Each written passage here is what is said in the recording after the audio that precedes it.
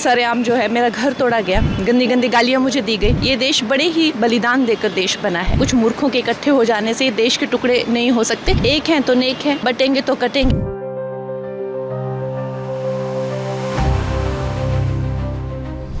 महाराष्ट्र विधानसभा चुनाव में महायुति की जीत पर बीजेपी सांसद कंगना रनौत ने प्रतिक्रिया दी है।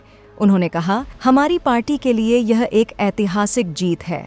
हम सब कार्यकर्ता बहुत ज्यादा उत्साहित हैं और महाराष्ट्र समेत पूरे देश की जनता का धन्यवाद करते हैं।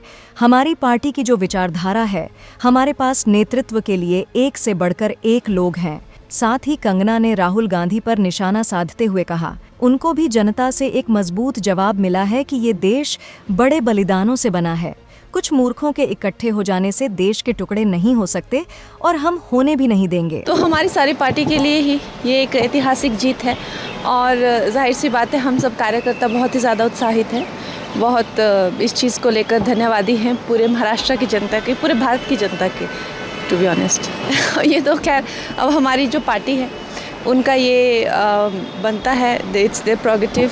और हम लोग तो खैर, जो मैं हमेशा कहती हूँ कि हमारी जो पार्टी है, उनकी जो आइडियोलॉजी है, वो सबकी एक से बढ़कर एक हमारे पास नेतृत्व के लिए लोग हैं। ये मुझे उम्मीद थी, क्योंकि मुझे लगता है कि अगर आप देखें, इतिहास गवाह है और मेरे काफ़ी रील भी वायरल हो रहे हैं कि हम दैत्यों को और देवताओं को कैसे पहचानते हैं। जो महिलाओं की इज़्ज़त उतारते हैं वो उसी श्रेणी के होते हैं, दैत्य ही होते हैं।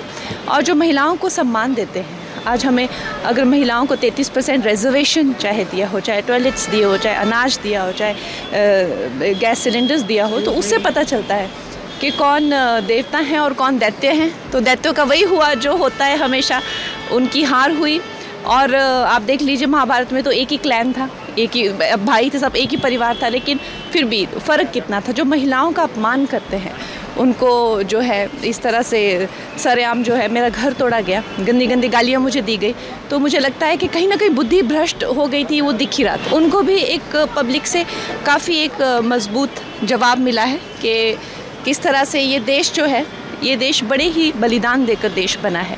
और किसी के ऐसे कहने से या कुछ मूर्खों के इकट्ठे हो जाने से देश के टुकड़े नहीं हो सकते और नहीं होने भी नहीं देंगे। तो इससे हमें साक्षात देखने को मिलता है कि एक हैं तो नेक हैं, अगर बटेंगे तो कटेंगे। आप देख सकते हैं कि किस तरह की सिचुएशंस हमारे देश में ऐसे ऐसे एरियाज़ भी हैं जहाँ पे जाना ही अलाउड नहीं है इवनिंग के बाद।